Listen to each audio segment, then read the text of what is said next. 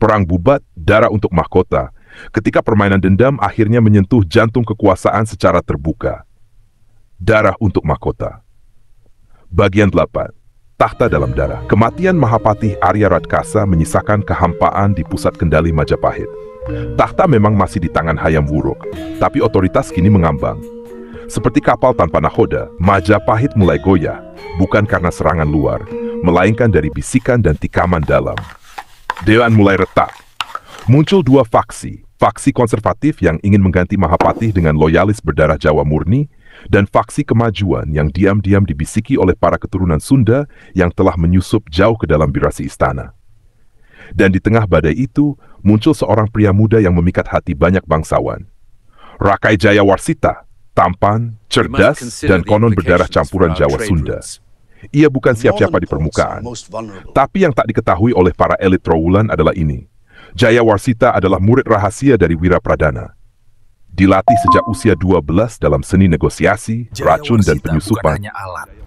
Ia adalah tombak yang menusuk takhta dengan senyuman. Dalam hitungan bulan, ia memikat para bangsawan tua, duduk dalam sidang penting, dan akhirnya, atas dukungan mayoritas dewan, diangkat menjadi Mahapatih Muda Majapahit. Mulai sekarang, Rakai Jayawarsita resmi menjadi Mahapatih Muda Majapahit.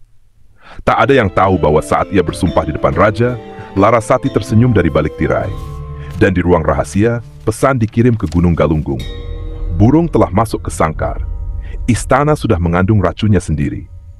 Wirapradana kini tak lagi hanya pemimpin pemberontakan, berdiri di depan ratusan pengikut Bayang Pitaloka. Di tangannya sepotong kain berwarna merah, lambang darah tak terbalaskan. Kita tak perlu serang dinding istana, karena sekarang istana itu sendiri akan membuka gerbangnya untuk kita.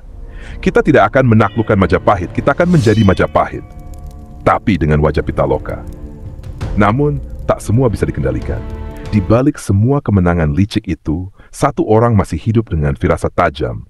Hayam Wuruk. Tua, sakit-sakitan, tapi matanya masih tajam seperti ujung keris. Ia menyadari gerak-gerik aneh para pejabat.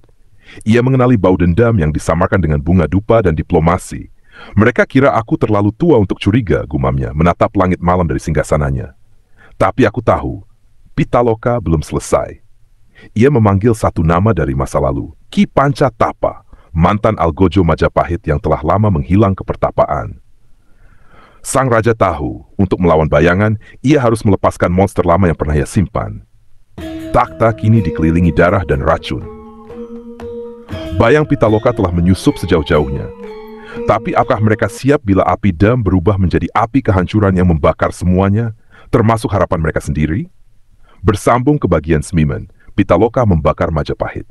Pada bagian selanjutnya, Larasati memulai rencana akhir, menyalakan api kudeta dalam istana.